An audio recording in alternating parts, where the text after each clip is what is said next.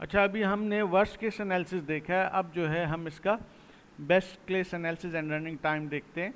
तो best case analysis तब होता है जिस वक्त आपको पिवट ऐसा मिले ताकि आपके पास जो है दोनों हिस्से जो हैं बराबर हों, ऑलमोस्ट बराबर हों। फॉर एग्जांपल आपके पास टोटल 11 एलिमेंट्स हैं, तो आपके एक साइड पे 5 एलिमेंट्स हों और दूसरे साइड पे भी 5 एलिमेंट्स हो, या अगर आपके पास 10 एलिमेंट्स हैं तो एक तरफ आपके 4 एलिमेंट्स हों और दूसरी तरफ आपके पास 5 एलिमेंट्स हो। तो उस केस में जो है आपके पास जब आपकी बैलेंस पार्टीशनिंग होती है, उस केस में आपके पास हम कहते हैं कि ये इसका बेस्ट केस है, ठीक है। और उस केस में जब आपके पास टोटल अरे का जो आपके पास टाइम जो होता है वो सिर्फ टी एन होता है, ठीक है। तो एक साइड जो होगी उसका टाइम होगा Tn/2, और जब दो साइडें हो गई, क्योंकि अरे आप डिवाइड करें तो दो हिस्से बनेंगे, तो 2Tn/2 हो जाएगा। Tn/2 एक साइड का और दूसरी साइड का भी Tn/2, तो 2Tn/2 हो जाएगा,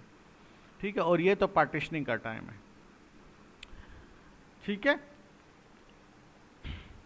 ये जो ब्लॉक्स आपको नज़र आ रहे हैं, बेसिकली ये यहाँ पे फॉर्मेटिंग का इशू है, ये असल में फ्लोर के सिंबल है, यहाँ पर फ्लोर का सिंबल होना चाहिए।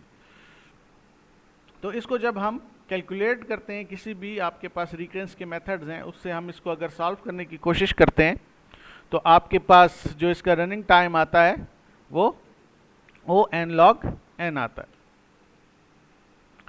अब जो है हम इसका एवरेज केस देखते हैं, average case analysis and running time. खूबसूरती क्विक सॉर्ट की ये है कि इसका जो एवरेज केस है वो भी इसका बेस्ट केस है और उसका भी रनिंग टाइम O(n log n) आता है। वर्स्ट केस क्या होता है? वर्स्ट केस तब होता है जब एक तरफ 0 एलिमेंट हो और दूसरी तरफ तमाम एलिमेंट्स चले जाएं, तो वो इसका वर्स्ट केस होता है। लेकिन एवरेज केस में हम कहते हैं चलो 5 नहीं 9 1 हो गए, ठीक है। एक साइड पे 9 एलिमेंट्स हो गए और एक साइड पे 1। तो इस केस में भी जब हम इसको तो अगर 10 में से 9 एलिमेंट्स है तो उसका रनिंग टाइम क्या होगा? 9Tn/10, ठीक है। अगर और एक एलिमेंट जो है जो दूसरी साइड पे उसका टाइम होगा Tn/10, सही है। क्योंकि टोटल आपके पास 10 एलिमेंट है और उसमें जो उसका टाइम है इसका एक के लिए होगा n/10। अच्छा, और ये जो है आपका पार्टीशनिंग का टाइम।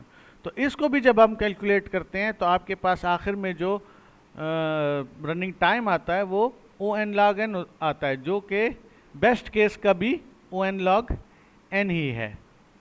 बेस्ट केस का भी O(n log n) ही है और एवरेज केस का भी O(n log n) भी है, n ही है। तो इस लिहाज से क्विकसॉर्ट एक अच्छा एल्गोरिथम है क्योंकि इसका एवरेज केस भी बेस्ट केस है।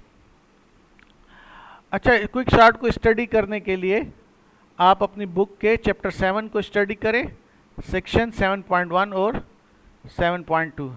Thank you ji.